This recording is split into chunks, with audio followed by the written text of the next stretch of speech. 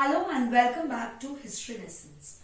Today we are going to discuss about the first empire in the history of India, which is the Mauryan Empire. You can already see a chart given which will help us in understanding the chapter in a better way.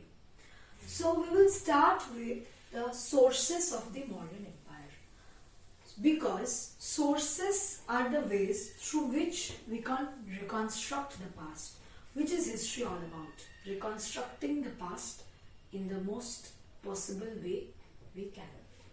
So regarding the Mauryas, the sources are varied and which has been deciphered. So first we will discuss about what are sources. So which I already mentioned, sources are the ways through which we can understand the history. And sources are mainly of two types, which is also mentioned in the chart: literary and archaeological. So what is literary source? Literary source are those sources which are in a written form.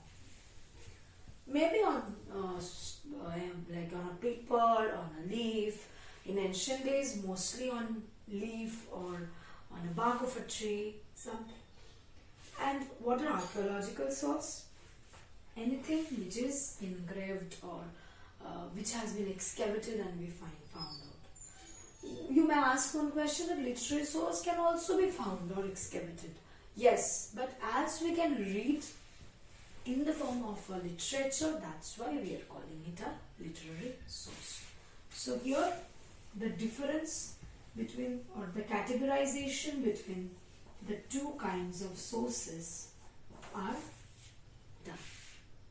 Then if you come to the examples of the literary source, there are plenty, but we are taking up the two most important source or literary source which gives immense information about the Mauryan Empire are the Arthashastra by Kautilya and Indica by Megasthenes.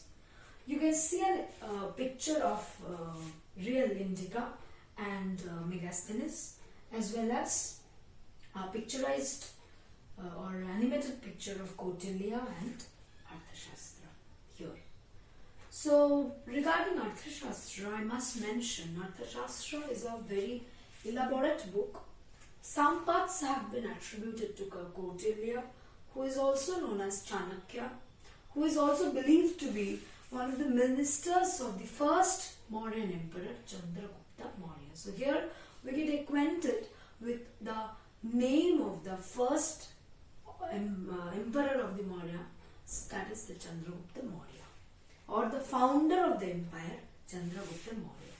So the first Indian empire is the Mauryan Empire.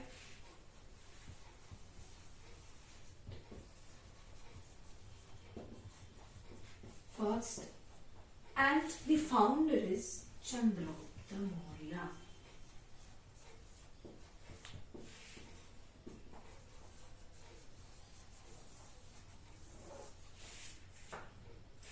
Thereafter, if we go in detail about the Arthashastra, it's, as I mentioned, a voluminous work. It is divided into 3 parts, each having 5 books. 5, total 15 books. So 3 sections, 5 books, 15 books. And written in the form of shlokas. Then, who is Megasthenes? Megasthenes is Indica. Megasthenes was the Greek ambassador to the court of Chandragupta Maurya.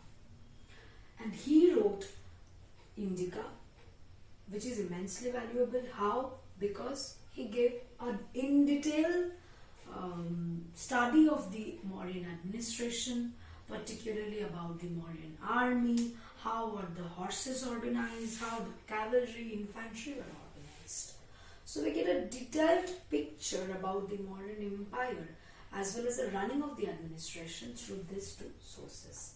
And the Arthashastra also mentions about the duties of a king, the duties of the subjects, and how a king should behave or how a king should rule. So it's an immensely important work from the point of view of politics and administration. So both these literary sources are very important in reconstruction of the history of the Mauryas, which also help us to understand how we can categorize Maurya or Mauryans as the first empire and the emperors. And if we come to the chain of emperors of the Mauryas, after Chandragupta Maurya came his son Bindusara, then came Ashoka the Great, whom we all almost know about. Then the foundation year. The foundation year of the Mauryan Empire is 321 BCE, and it almost ran about or continued about 150 years. So it came down to 171 BCE. And who was the last Mauryan emperor? He was Brihadratha. And then come a different story why the Mauryas declined. But today's video we will not go into those details, but we will stick to the sources, which is enough to discuss about the reconstruction of the Mauryan Empire. Now, if we come to the archaeological sources, the most important are the Ashokan edicts.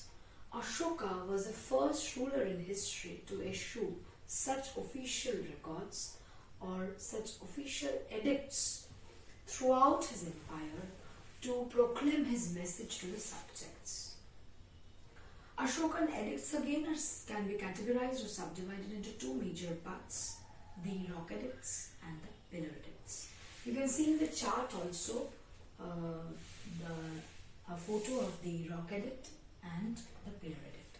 Even our national emblem is also taken from Ashoka, one of the Ashoka's pillar edict, which is found in Girnar, modern day Gujarat. Archaeological source, we have the Ashokan edicts and Sanchi Stupa. Regarding Ashokan edicts, which is the official record issued by Ashoka, so the most important source or reliable source of the Mauryan Empire are the Ashokan edicts. Again, the Ashokan edicts can be subdivided into two parts, the rock edicts and the pillar edicts. And the rock edicts can be further subdivided into major rock edict and minor rock edict.